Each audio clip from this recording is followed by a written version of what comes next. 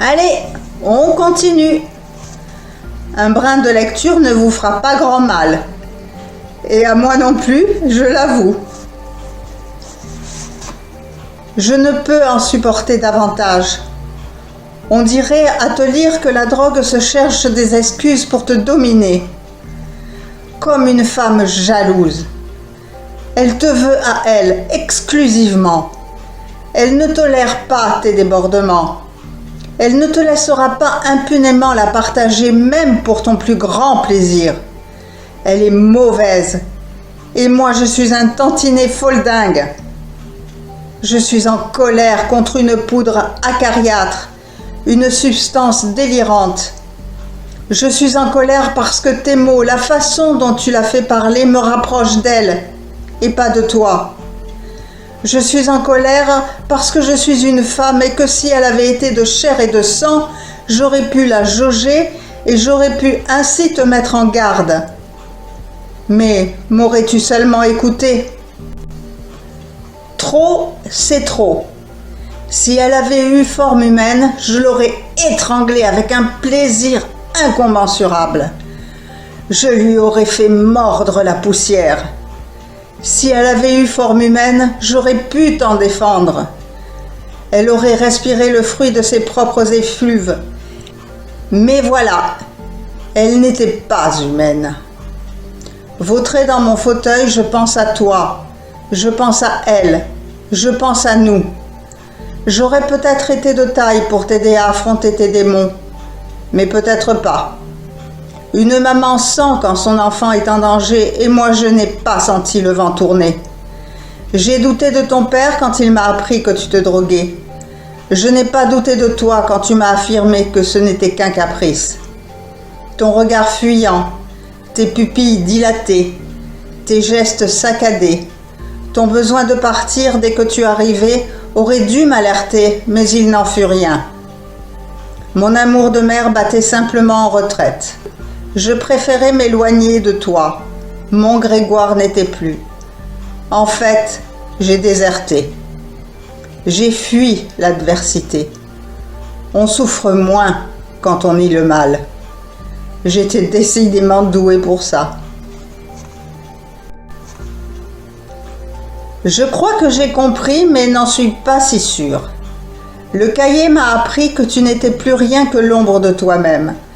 Un être que le désir même de vivre avait abandonné. Un homme conscient de vivre sans exister, de respirer par habitude, par lassitude. Un homme banni du jour et chassé de la nuit. Un apatride. Ton choix t'a avalé tout cru. Il a détruit tout ce à quoi tu croyais. Ta vie se résumait en perpétuelle souffrance et la mort refusait de t'offrir délivrance. Le fil d'argent s'étirait, mais ne rompait jamais. Je n'aurais pas compris ton désarroi. Ton désœuvrement à l'époque me semblait anodin, futile et sans fondement. Je n'ai pas entendu ton appel au secours parce que tu ne me l'as pas fait entendre. Tu savais que c'était inutile. Ballottée entre un sentiment de trahison et une inavouable jalousie, j'étais l'aveugle qui opte pour l'obscurité, plutôt que de choisir de suivre la faible clarté qu'il distingue avec peine au fond du tunnel. L'orgueil d'une mère peut se montrer dévastateur et destructeur parfois. Dubitative, je repose le cahier. Perplexe, j'écarquille les yeux. J'ai loupé un épisode crucial, me semble-t-il. L'épisode qui a sûrement tout dû précipiter. Ta détresse, ta tristesse, ton accablement, Grégoire, n'avaient d'égal que ta volonté de renoncer à te détruire. Voulais-tu vraiment t'en sortir, échapper à celle qui te rongeait? Je le souhaite ardemment. Même si je brillais par mon absence, même si j'avais renoncé à me tenir à tes côtés. Le cahier sur la poitrine, les mains posées nonchalamment sur le ventre, je scrute le plafond de ma chambre et il me semble t'y apercevoir. Tu avances paisiblement vers moi. Ton sourire éclaire ton visage. Tu vas me parler.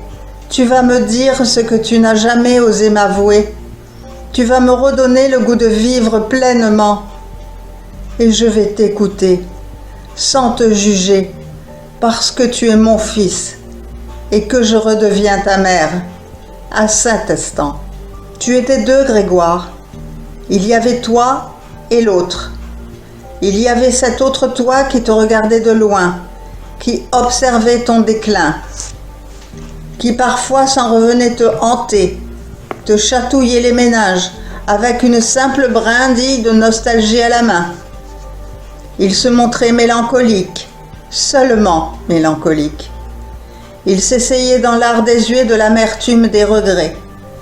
Il ne te reprochait rien. Tu le fuyais, lui tournais le dos, tentais de lui échapper parce que tu ne voulais pas lui céder l'avantage. Tu lui refusais le droit de t'émouvoir, mais c'était un droit qu'au fond, il ne revendiquait pas ou plus. Cet autre toi souffrait en silence. Eh oui, c'est toujours moi. Je reviens aux nouvelles. Au fait, avez-vous essayé de vous mettre à la place de la mère de Grégoire? Et si oui, y êtes-vous parvenu? Chacun ressent l'émoi de façon différente. La mienne est dans les pages du livre La victoire de Grégoire. Et la vôtre, où se cache-t-elle? Bon, assez palabré pour aujourd'hui. Il est temps pour moi de vous dire au revoir et à très bientôt.